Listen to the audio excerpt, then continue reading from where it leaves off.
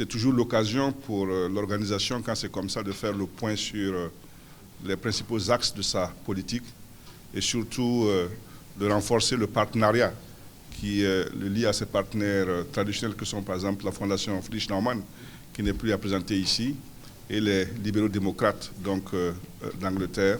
Et vous imaginez bien que cette occasion a été pleinement saisie. L'état de la pensée et du pouvoir libéral dans notre sous-région. Le Sénégal est l'un des exemples de pays dirigés par un pouvoir libéral. Il y a aussi la Côte d'Ivoire, qui est dirigée donc par un parti libéral membre de notre réseau.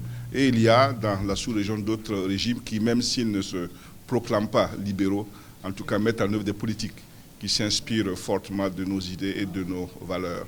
C'est dire donc que notre région Afrique de l'Ouest est fortement imprégnée par le libéralisme. Mais nous disons tous que le Sénégal est en quelque sorte un foyer incandescent, puisque c'est d'ici que les choses sont parties, et c'est bien entendu un plaisir de se retrouver là lorsque l'occasion se présente. Notre ambition aujourd'hui est de travailler à élargir un peu le champ de l'influence libérale dans la sous-région. Il y a des pays que nous allons visiter bientôt, il y a des formations politiques que nous allons approcher, pour faire en sorte que le nombre de pouvoirs exercés par les libéraux augmente dans les années à venir, aux côtés du président Ouattara et du côté du président Macky Sall, qu'il y ait d'autres chefs d'État libéraux dans la sous-région qui apportent aussi donc leur contribution à l'avancée de nos idées et à la mise en œuvre pratique là, de nos politiques. Partout où nous passons, nous prônons l'unité et le rassemblement de la famille libérale. C'est valable dans tous les pays, y compris ici aussi au Sénégal. Les libéraux sont largement dominants au sein de la classe politique et quand on regarde un peu les statistiques à l'Assemblée nationale, on peut dire que la représentation nationale au Sénégal est essentiellement libérale, en tout cas en très grande majorité.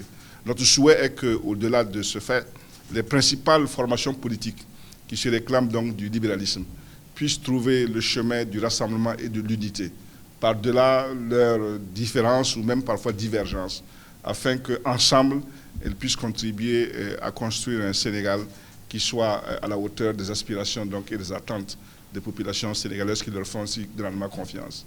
Ce souci de rassemblement aussi nous habite dans tous les pays où nous avons plusieurs partis politiques libéraux et nous travaillerons sans relâche à ce que ces partis-là se mettent ensemble dans le cadre de coalitions, voire même beaucoup plus, y compris des fusions, pour mener donc le combat, pour faire triompher donc le libéralisme. Et ce que nous faisons depuis lors s'inscrit en ligne droite du chemin que lui et les précurseurs ont tracé.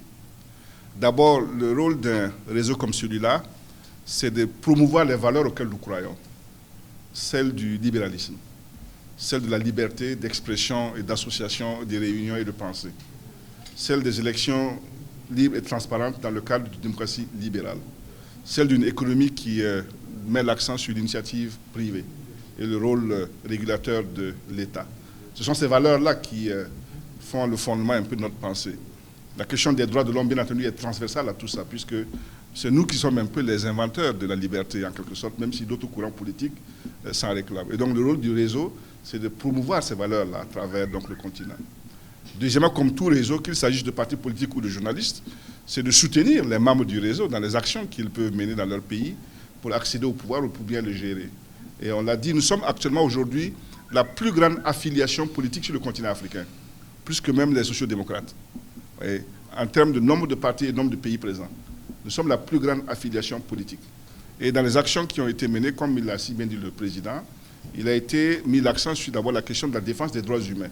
Chaque fois que ces droits sont bafoués, nous avons été là pour faire entendre notre voix.